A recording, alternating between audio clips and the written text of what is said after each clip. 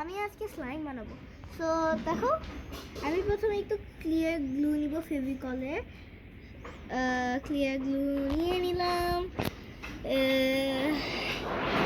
তারপরে আমি নিব বোরো প্লাস। এক সেকেন্ড গাইস। ওকে, তারপর আমি নিব বোরো প্লাস। এই যে সবারই থাকে এটা, আমার বোনের নাই, শুধু আছে, জাস্ট কিডিং করলাম। তো গাইস, এটা আমি এখন নিয়ে নিয়েছি। আমি এখন এটা খুব ভালো মতন মিক্স করবো। এভাবেই কিন্তু একটা স্লাইমি টেক্সচার আসে বোরো প্লাসটা দেওয়ার পরে।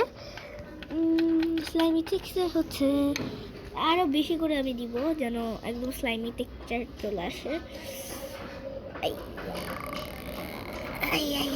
এই বেরাও। ওকে, সো স্লাইমি টেক্সচার প্রায় হয়ে গেছে, জাস্ট এটা মিশালেই হয়ে যাবে।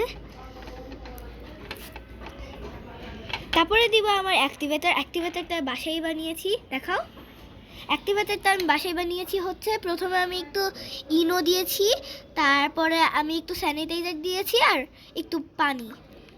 তারপরে এই যে এটাতে করে আমি একটু দিয়ে দিব হালকা করে, তারপরে আস্তে আস্তে আমাদের হয়ে যাবে। দেখছেন গাইস কত সুন্দর হচ্ছে। ওয়াও ওয়াও, কত সুন্দর। সো গাইস, কেমন লাগতেছে? ফ্রাই হয়ে গেছে। কমেন্টে দিয়ে দিবেন কিরকম হয়েছে। সো গাইস, দেখেন আমি এইভাবে করে নিছি আপনাদের সামনেই। একটু বেশি আঠালো, দ্যাটস ওয়াই আমি একটু এভাবে করে নিচ্ছি। একটু 1 সেকেন্ডের মতন মিক্স করে নিচ্ছি হাতে, যেন আর আঠা না থাকে। আঠা